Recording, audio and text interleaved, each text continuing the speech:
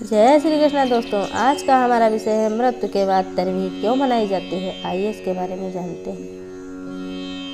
गरुड़ पुराण में बताया गया है कि जब भी किसी की मृत्यु हो जाती है तो मृत्यु की आत्मा अपने परिवार वालों के आसपास भटकती रहती है, क्योंकि मृत्यु के बाद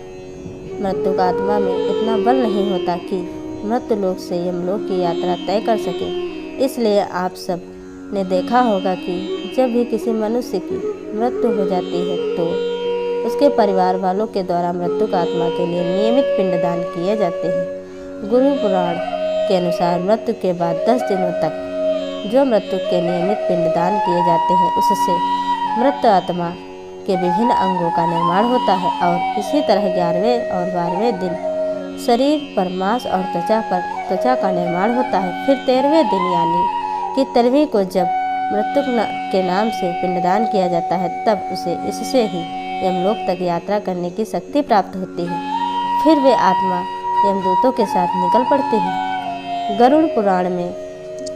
कि माने तो मृत्यु लोक से यमलोक तक जाने में मृत्यु आत्मा को 1 साल अर्थात 12 महीने का समय लगता है। मित्रों, यह भी माना जाता है कि मृत्यु के परिजनों के द्वारा इन 13 दिनों में किया गया पिंडदान 1 वर्ष तक मृत आत्मा को भोजन के रूप में काम आता है। इतना ही नहीं, गरुड़ पुराण में यह भी बताया गया है कि जिस मृत्यु आत्मा के नाम से पिंडदान नहीं किया जाता है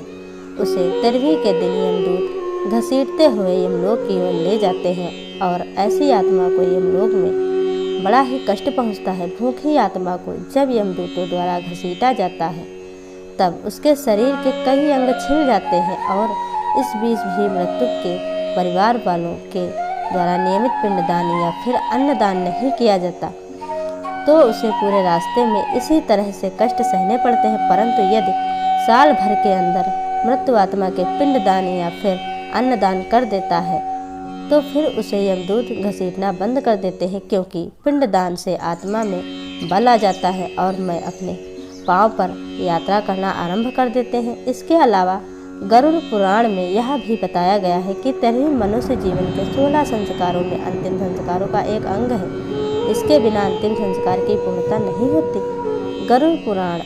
के अनुसार जिस मृत्यु आत्मा के तरवी की क्रिया नहीं होती उसे प्रेत योनि से मुक्ति नहीं मिलती। साथ में ही यह भी बताया गया है कि तरवी के दिन कम से कम 13 ब्राह्मणों को भोजन अवश्य कराना चाहिए और यदि मृत्यु के परिवार वालों की आर्थिक स्थिति अच्छी है तो वो 13 से अधिक ब्राह्मणों को भोजन करा सकते हैं। तरवी के दिन ब्राह्मणों को भोजन करवाने को मृत्यु भोज का नाम दिया जाता है। गरुड़ पुराण में आगे बताया गया है कि कम से कम 13 ब्राह्मणों को भोजन कराना इसलिए अनिवार्य है कि ताकि मृत्यु आत्मा को यमलोक की दूरी तय करने में उसे भोजन प्राप्त हो और ये भोजन परिवार वाले अपनी स्थिति के अनुसार करा सकते हैं, क्योंकि गरुड़ पुराण में भगवान विष्णु ने यह भी कहा है कि यदि मृत्यु आत्मा के लिए कर्ज लेकर मृत्यु भोज किया जाए तो ऐसे में आत्मा को पूर्णता मुक्ति नहीं मिलती। उसे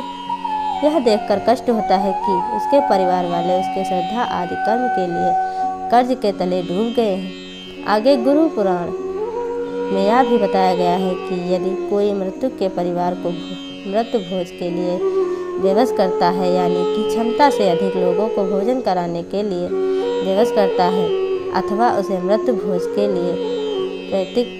संपत्ति को बेचने के लिए कहता है तो ऐसे मनुष्य को यमदूत कभी माफ़ नहीं करते और जब ऐसे मनुष्य को जब मृत्यु होती है तो यमदूत उन्हें कई प्रकार की यातना देते हैं और फिर उन्हें मृत्यु लोक में भेज देते हैं। इन सब के अलावा तरवी के बारे में